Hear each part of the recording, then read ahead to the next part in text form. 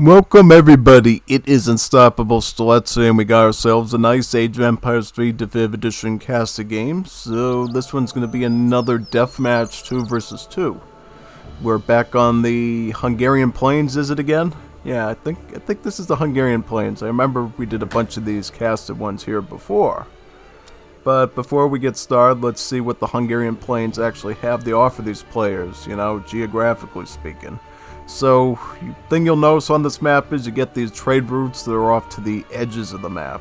One on the right side, one on the left side. One is a little bit closer to each of the teams, like this one is closer to the blue and yellow team, the other one to the red and teal team. You also get some decent European native options, like the Habsburgs, Jagged Walls, or whatever that is. So yeah, some decent natives. Got a lot of nice hunting and mining options as you move up and down the map. So let's see how they do in Deathmatch, you know. We'll go into each of the players as they start, and we will begin now. Okay, so we got ourselves a Dutch up here, in Donstow with the Germans again.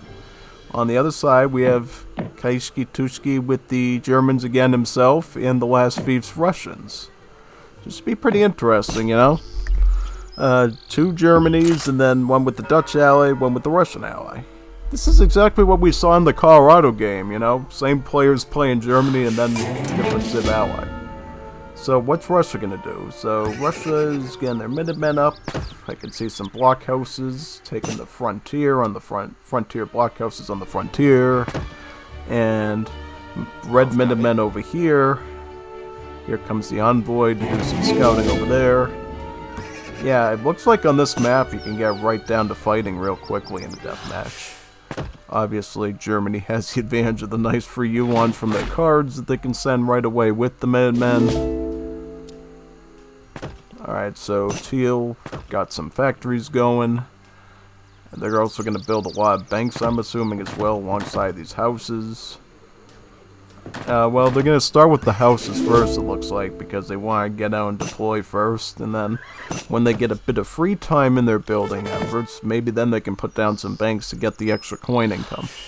Yeah, the great thing about playing Dutch is you really don't have to worry about build production early on in Deathmatch, because, you know, the banks provide you that extra coin income to keep yourself secure. Yep, definitely. Now here's Don Stowe with these skirmishers and the war wagons. Also an outpost on the front lines over here. And what else we got? More towers. Got the Habsburg site over here captured. Plenty of line infantry and mounted infantry to go around. Saw those yesterday in my Age of the World Forest Nothing game I did with Lauro Neto. They were pretty useful units to use, I'm not gonna lie. They helped me out a lot. And Dutch just in here with their Reiters in anticipation of cavalry that's not gonna come yet. So yeah, be careful of these infantry units. And also these dismounted infantry here. Yeah, that's the powerful thing about the mounted infantry of Habsburgs. They can actually get off their horses and turn into skirmishers with full skirmisher multipliers, which does include anti-light cavalry, which the riders, you know, they don't do well with that situation. So what's going to go on up here? I'm going to try to look at, see what the Germans are doing. Germany here, what's they're doing? So they got, what, Germantown farmers, so they got that pretty down early. Guild artisans, so yeah, they're already starting to get some of the settler wagons on the map because they know they're going to need that eco for the late game. It's kind of interesting here because it's Germany on Germany action again, just like on Colorado. You see the skirms trying to make... Oh wow, look at the riders coming in, doing some flanking job there, wow. I don't know how effective that is though, because they do have the German skirmishers here that does poke a hole in that real quick. Where see, I would have preferred if you waited for your own skirmishers to show up first, because now you're just letting these riders get killed off way too easily right now. All those skirmishers in action. Look at, yeah, we also have guard unstoppable Streletzes as well. Yeah, this is not good. Not good to have riders. You know, get them in the back, let the skirmishers do the work. Yeah, do we see any artillery yet from this side? Nah. But it's great that they have the culverin set up for it, though. They'll be able to snipe down any horse arty or field guns that show up. Or they could also hit these mortars. What are you doing with those mortars? Gonna be taking it to the flank right now where the action isn't. And can these war wagons intercept them and take them out, perhaps? That would be interesting. Certainly would. Now, what I find really helpful here for this team is Russia going for these really intricate walls. Look at these pointy, jagged walls that they're doing. Yeah, that's going to be really helpful in preventing mobility of your enemy, you know. It takes them some amount of seconds to burn their way through those walls, so if the more walls you can build, especially early on before there's a lot of fighting going on in that area, go for it. Go for it. For some it's easier than others because it requires multitasking and macroing in multiple areas, but yeah, you gotta make best with what you can do, and if you can afford to put some walls down, do it. Because now you can keep the fighting in this sector, right? And you can slowly push on one front and get your combined artillery together. Do they have any anti-infantry artillery? Well, right now I see some culverins, but once you get some like heavy cannons, for instance, or horse arty, you can choke them all into this point here and start blasting away at their skirms. Yeah, that's definitely something worth doing. We see some horse arty over here from the Russians, but they do have to be careful of the hussar charge Dutch.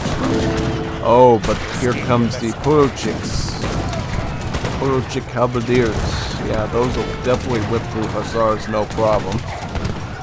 And we got the German Landwehren and the skirmishers on this side, dealing with the war wagons. It's not a good day to be a war wagon at all. You're dealing with two of your worst counters in the German roster, so yeah, might want to back up a little bit. Let the skirmishers take a bit more of the heat here. Oh, we see Uhlans. What are the Uhlans gonna do? They're gonna Indian company your artillery? Yeah, it looks like it. See them trying to choke their way through into the cannons? Yeah. That's the problem with Uhlans, is they do a lot of damage, but they have low HP. So they have a lot less time to make their way to their target. You know, but if they do make it to their target, it's almost guaranteed that they're going to finish them off. Yeah, that's sort of the issue with Uhlans. See, with Hussars, at least you get the benefit of the doubt that you have more HP, so you got some time to get there. You know, and even if they have a couple of dragoons on the ground, sometimes you can get there with low HP and take out a target. It's not as dicey. Russia put a fort right here, but in an area not protected completely by the walls.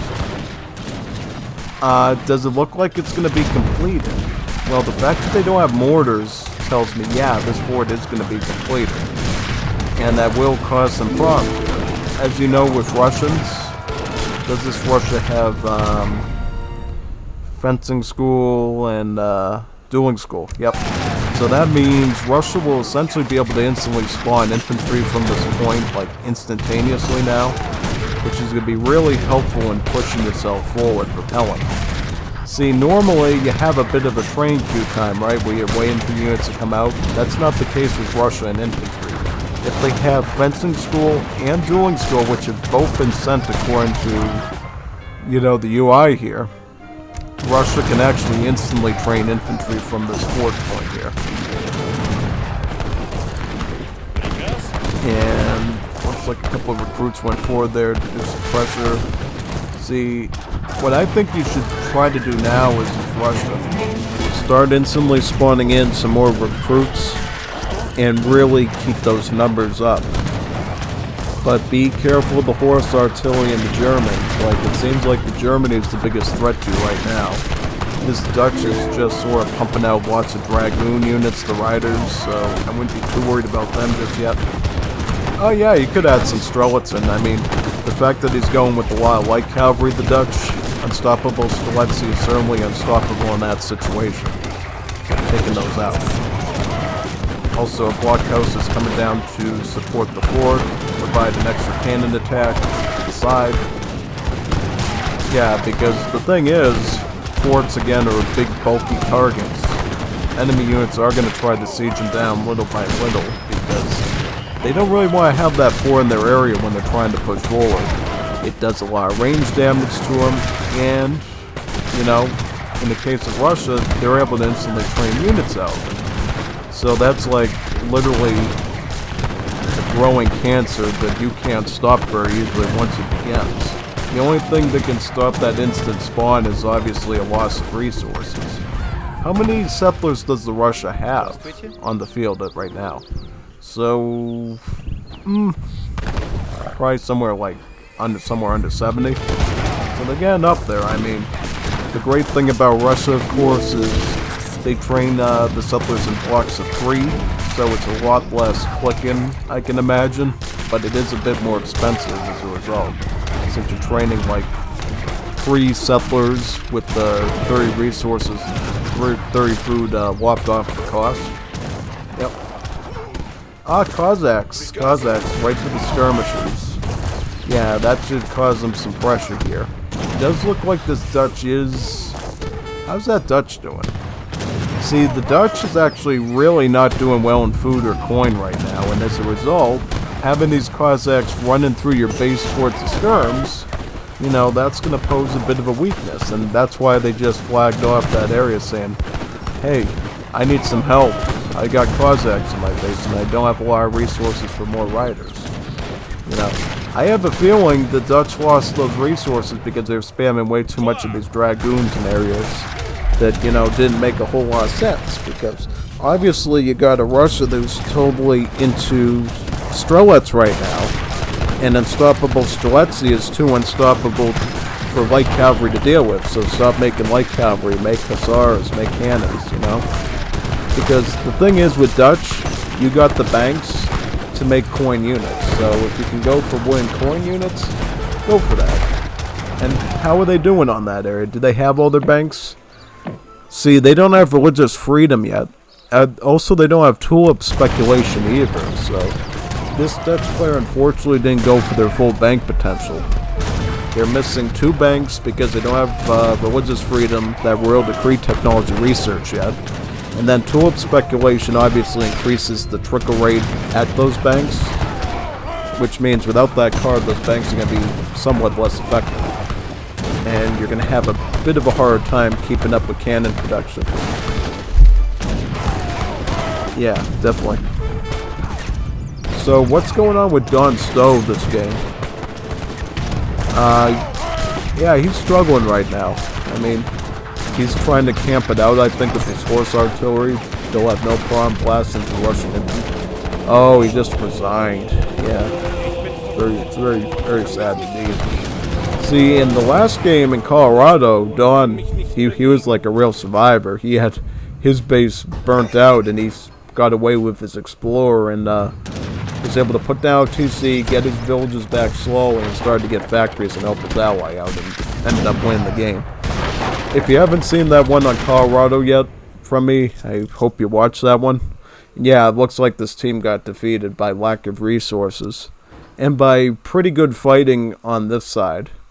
I think it really came down to the Russia doing side quests, putting up lots of walls, putting up forts, and yeah, look at this trick here. This made a big difference too. Russia was putting their howitzers behind the walls, making them immune to hand units, right? Obviously, Dutch at this point didn't have hussars or halberdiers, but they certainly could have charged them with them. But these walls would have blocked them. Also, we see the Pochicks here going for the buildings, and when it comes to anything with a halberd or a spear in AoE 3, that means that base is ready to get razed to the ground. Yep. And post-game wise, what do we got post-game wise? Yeah, yep, Yellow Germany, most resources. They did a really good macro job, it looks like. Also, the Russia actually have more resources than the Dutch, which you don't always see. Right, because Dutch obviously get those extra resources from the banks. And, militarily, Oh yeah, Don Stowe actually got a lot of kills because of their usage of the horse artillery with the war wagons. But unfortunately, in the end, because Russia just had so many units coming out, it didn't really matter too much, right? Because for Russia, losing 50, 60, 100 units means nothing, right? You can have the biggest kill count in the game against Russia and still get completely raised, because look right here, 12 raises. Those poor chicks, the mortars, the tactics hiding behind walls, that made a big difference. Yeah, it was a good game. I hope you enjoyed it with me. I'm going to be doing some more casting games too. Also other stuff, so always check out on the channel whenever I'm doing something. See you in the next one. Sign off now. Get ready for some fun stuff coming up this week and next.